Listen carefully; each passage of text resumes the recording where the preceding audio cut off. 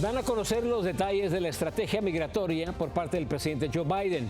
Habrá de crear centros para procesar inmigrantes en Latinoamérica y refuerza la aplicación del llamado Título 8. Los migrantes que ya están en la frontera no quieren esperar al 11 de mayo y se lanzan al Río Bravo para cruzar a Estados Unidos e intentar que no los deporten. Hay emergencia por tormentas de granizo. Son tan grandes los granizos como del tamaño de pelotas de béisbol y causan serios daños. Así iniciamos cierre de edición. Muy buenas noches, bienvenidos a cierre de edición. Les informa José Armando Rosenstadt. Iniciamos con lo que ha sido la noticia del día en cuestión de inmigración. La estrategia por parte de la administración del presidente Joe Biden para controlar una posible ola migrante que intente cruzar la frontera cuando termine el Título 42. Como parte de esta estrategia, habrá de crear centros de procesamiento regionales en Latinoamérica. Dayanis López está con nosotros con toda la información. Dayanis, muy buenas noches. José, muy buenas noches. Y estos centros de procesamiento de migrantes se establecerán en Guatemala y Colombia. Asimismo, aumentará las deportaciones y ampliará las vías de migración legal en un intento por reducir el número de indocumentados que cruzan la frontera entre Estados Unidos y México. Let me be clear. Our border is not open and will not be open after May 11th. Esta nueva estrategia del gobierno de Biden, ahora que llegue a su fin el Título 42, incluye un proceso de parole, de reunificación de familias para personas de El Salvador, Guatemala, Honduras y Colombia. Para esto, a partir del 12 de mayo, estarán disponibles centros de procesamiento ubicados en los países de Guatemala y Colombia, zonas claves donde transitan y exponen sus vidas a diario decenas de miles de migrantes.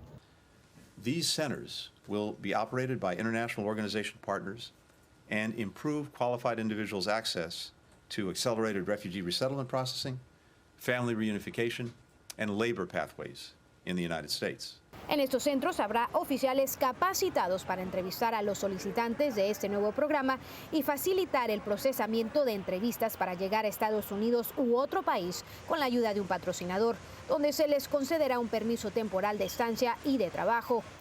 There'll also be a referral point for lawful pathways as well as humanitarian refugee protections in other countries like Canada and Spain.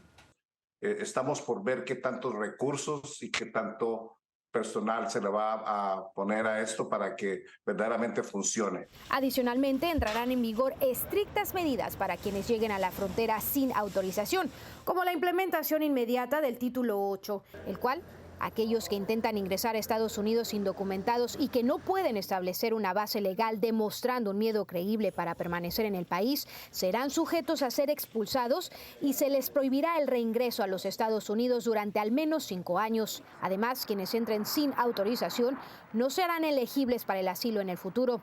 Se espera que, al igual que los adultos solteros, las familias serán colocadas en procesamientos de deportación acelerada. El secretario de Seguridad Nacional, Alejandro Mayorkas, agregó que bajo la nueva medida de reunificación familiar esperan otorgar el parol hasta 6,000 inmigrantes por mes. También los migrantes tendrán que seguir utilizando la aplicación CBP One, herramienta para solicitar asilo y estar al pendiente de su caso migratorio. José, muy buenas noches. Muchas gracias, Dayani. Buenas noches. En otra información, una dramática crisis migratoria también se desarrolla en la frontera entre Tamaulipas y el estado de Texas. Cientos de personas cruzan el río Bravo buscando entrar en territorio norteamericano justo antes de que venza el Título 42. En Tamaulipas, Martín Juárez nos tiene el siguiente reportaje. Ilegalmente, pero si Dios quiere todo va a salir bien. Vamos a llegar integrándonos con la inmigración.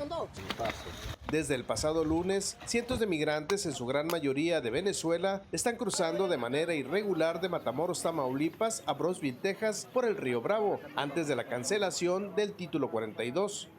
Aquí vemos personas que tenemos 6 meses, 5 meses esperando, 4. Entonces, por la desesperación, ellos se lanzan buscando porque ya no tienen que comer, ya no tienen la plata, ya se les acabó, ya la gastaron.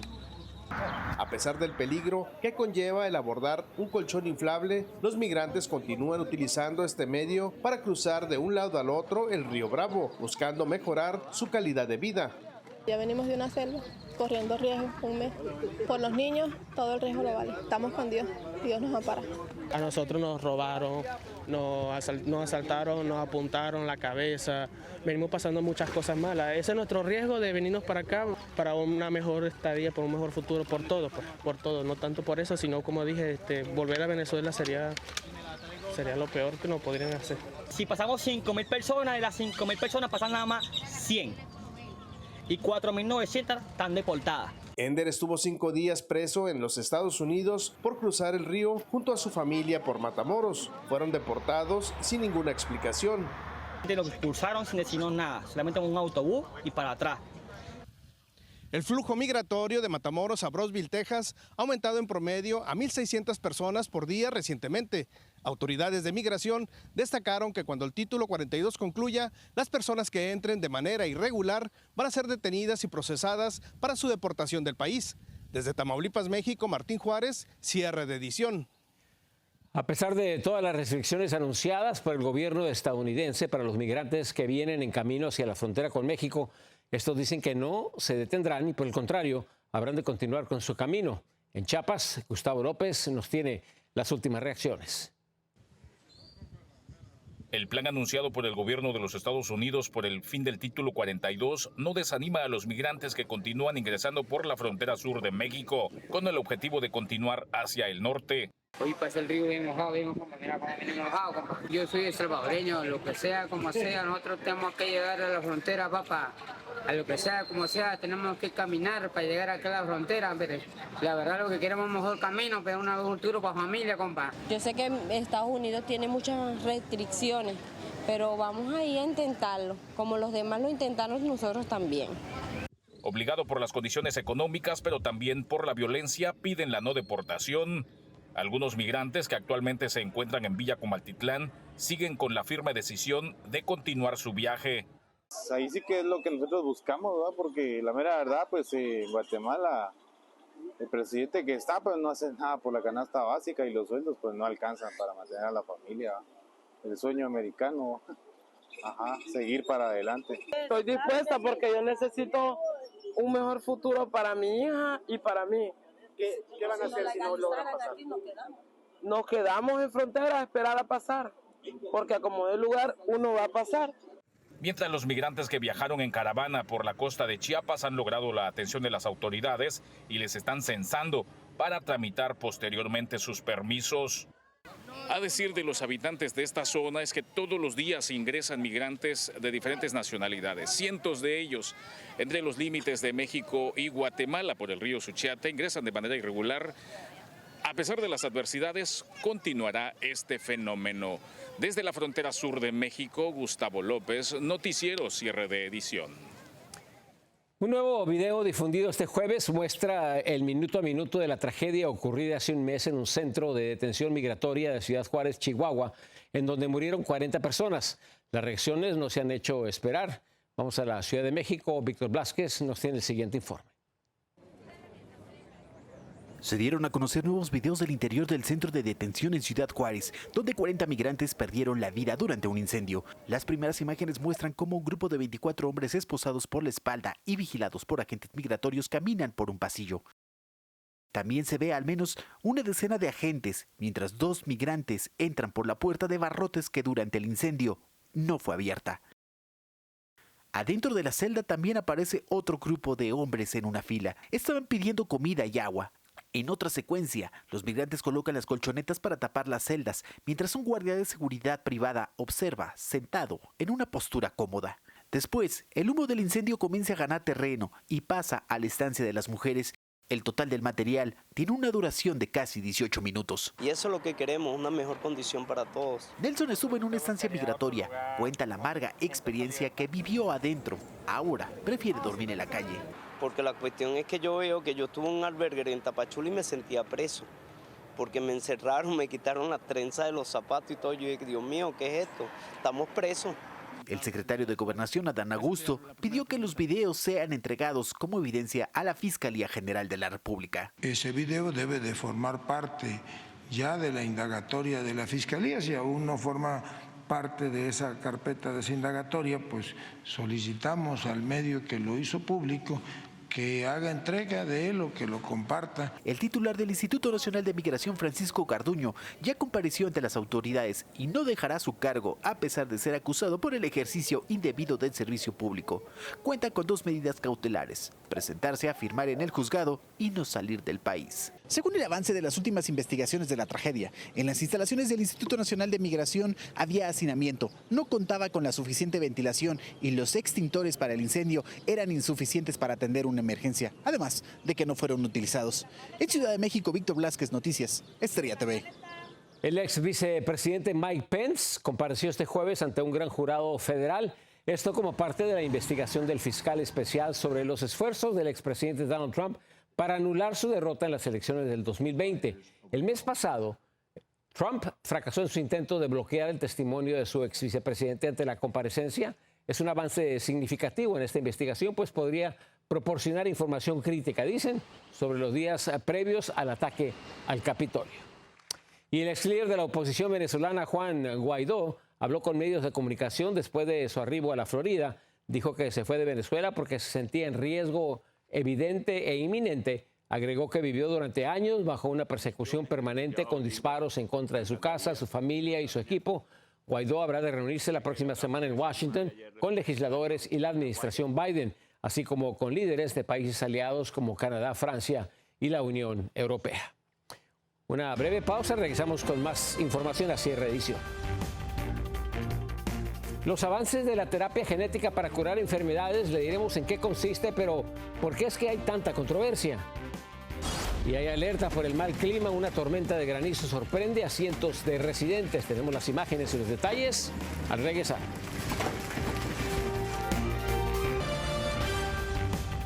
Un importante avance en el combate de enfermedades como el cáncer podría darse en los próximos meses luego de la autorización por parte de la FDA para probar una revolucionaria medicina, un tratamiento más que nada que involucra la modificación del ADN. Anthony Belchi nos explica de qué se trata. Podría ser una revolución en la medicina, o eso es lo que dicen los científicos.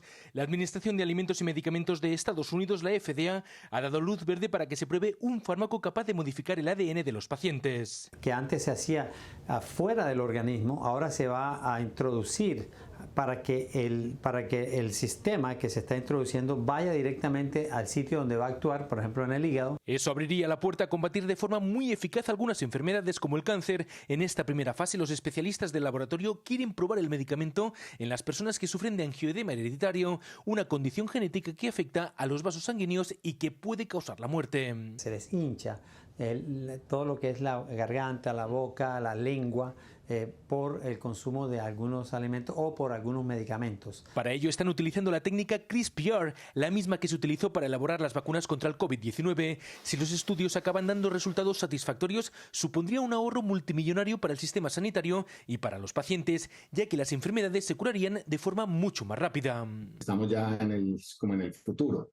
Tú puedes poner una medicina y esta medicina va directamente donde está el problema genético. Los médicos avisan que esto también abriría el debate sobre el límite de lo ético en este tipo de casos en los que se modifica el ADN por las consecuencias que eso puede acarrear. Para hacer algunos cambios genéticos que podrían ser no éticos a futuro. Para ello, los médicos creen que se deberá impulsar una nueva legislación al respecto, eso sí, sin que ello entorpezca el desarrollo de las investigaciones de este tipo. Anthony Belchi, Noticias Estrella TV. Una tormenta poco común vivieron habitantes de Dublín, en el estado de Texas. Los sorprendió una granizada de hielo con tamaño de pelotas de golf. Tras esta destructiva tormenta, unas 17,000 personas se han quedado sin suministro eléctrico. Algunos de los afectados resultaron con vidrios rotos de sus vehículos, así como ventanas de casas, y hasta los pobres animalitos no tuvieron escapatoria. Una pausa comercial, regresamos con más noticias. Sigan con nosotros. La prohibición de libros en Texas, la censura de los contenidos en las bibliotecas, se lo explicamos al regresar. La lucha de un hombre salvadoreño parecía que lo habría perdido todo al ser deportado. Al regresar, le hablaremos de su lucha.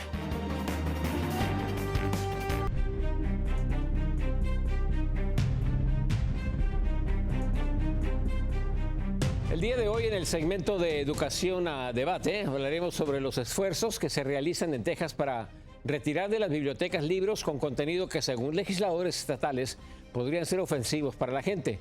David Medina nos amplía. La Cámara de Representantes de Texas votó para aprobar un proyecto de ley que prohibiría materiales sexualmente explícitos de las bibliotecas escolares. Sabemos que hay influencias ahora en este estado que quieren doctrinar, educar a nuestros hijos, a nuestros niños en las escuelas, en las aulas, especialmente en temas sexuales, ¿no? Bajo el proyecto de ley 900, los libros sexualmente explícitos serían retirados de los estantes y algunos libros con referencias sexuales requerirán el consentimiento de los padres. Bueno, primero que todo va a haber un proceso de apelaciones. No quiere decir que el gobernador o el teniente gobernador va a decidir. Esto va a ser una combinación con zonas escolares, con consejos de padres, consejos de maestras y maestros. Si la HB 900 se convierte en ley, los vendedores de libros tendrían que asignar calificaciones a los libros en función de la presencia de representaciones o referencias al sexo. Cosas que no son de sexo, de cosas así. ¿Para qué hablan tanto de eso? El rato que pierden hablando tanto de eso, metiéndole cosas más y malas ideas a los niños en la mente. Las prohibiciones de los libros tienden a centrarse en el racismo, sexualidad y comunidad LGTBQ. Y desgraciadamente vivimos en un estado que es conservador, en un estado que es homofóbico, desgraciadamente, y por eso lo hacen. En otro proyecto de ley polémico impulsado por el ala republicana en la Cámara de Representantes de Texas, se ha pedido que se expongan los 10 mandamientos en las escuelas a partir del próximo año escolar. Informando para Noticias Estrella TV, David Medina. En Milgram, la directora de la Agencia Federal Antidrogas, la DEA, compareció ante un comité de la Cámara de Representantes y aseguró que se perseguirá a cualquier funcionario que ayude a los cárteles de la droga en México o en cualquier otro país. Durante la audiencia, Milgram fue cuestionada sobre si la DEA tenía información de que funcionarios del gobierno mexicano estarían ayudando a los traficantes. Se limitó a responder que la DEA seguirá las evidencias hasta donde sea necesario. Luego de ser deportado a su natal El Salvador hace más de una década, José Gómez enfrentó una intensa batalla legal buscando regresar a los Estados Unidos. Sus esfuerzos han rendido frutos y aparentemente ya terminó la pesadilla de estar separado de su familia. Connie Flores con la siguiente historia. Después de 15 años, cuando José Escobar fue detenido por inmigración, se enfrentó a una larga batalla legal, una deportación y un regreso a su país natal, El Salvador. Desde 2011 pues empezamos un proceso largo que me concluyó como me deportaron y ya pues regresamos con la ayuda de Israel, nuestro abogado, el congresista Mr. Green, nos ayudaron. Escobar señaló que fue un calvario para él tener que alejarse de su familia. Sin embargo, tras la lucha y sacrificios, ahora hay una buena noticia. Pues ya finalmente hoy estamos haciendo el último proceso ya de ciudadanía, eso ya terminó todo ya. El apoyo de congresistas y líderes comunitarios para Escobar fue latente durante estos años, de modo que cuando estuvo en su natal Salvador, fueron a verlo. 3 veces fuimos el congresista personalmente y yo al Salvador a mirar cómo estaba viviendo y sufriendo José en El Salvador, está separado de su familia. Escobar también recomendó a aquellas personas que están pasando por lo que él ya vivió a consultar más de un abogado, ya que en ocasiones hay más posibilidades de tener una buena presentación legal. Vean un abogado, pregunta por segunda opinión o tercera opinión. Muchas de las veces el error que cometemos, nos vamos al primer abogado y confiamos en eso y muchas de las veces hay segunda opiniones, diferentes personas puede ver caso distinto. Una recomendación es pide segunda opinión o tercera opinión. Rosa Escobar, esposa de José, señaló que se logró el objetivo y podrán viajar junto a sus hijos y ya no vivirán con miedo. Estamos felices que estamos aquí ahora. Como estaba diciendo, si nosotros lo pudimos hacer, ustedes también lo pueden hacer. Nunca se queden por vencidos, sigan luchando. Finalmente, la familia Escobar se encuentra agradecida por el logro de José, quien instó a las familias a luchar por el sueño americano, ya que él hoy lo logró a pesar de haber sido deportado. Reporto desde Houston, Texas, Connie Flores, Estrella TV. Una última pausa, regresamos con más. Sigan con nosotros. Escondido entre la basura, pero ¿qué es lo que espera este caimán? En Colombia, las autoridades carcelarias detuvieron un camión que pretendía ingresar a la prisión La Picota con artículos de contrabando. Durante la revisión se incautaron, escuche esto, más de 500 botellas de ron, tequila, whisky, además de cocaína, marihuana, teléfonos celulares, electrodomésticos, entre otros enseres. El conductor del vehículo enfrenta cargos por contrabando y tráfico de estupefacientes. Este ha sido el decomiso más grande realizado en este recinto carcelario. Y un vertedero de basura se ha convertido en el hábitat de caimanes en una comunidad de Brasil. Ve las imágenes. A simple vista parece solo contaminación, pero es el hogar de varios reptiles que sufren no solo con ese problema, sino que también la caza diaria por parte de los locales que utilizan su carne para consumo humano. Ambientalistas aseguran que además de ser ilegal su caza, los habitantes se exponen también a enfermedades por carne intoxicada. Hay de todo. Gracias por acompañarnos. Muy buenas noches. Yo soy José Armando Ronstadt.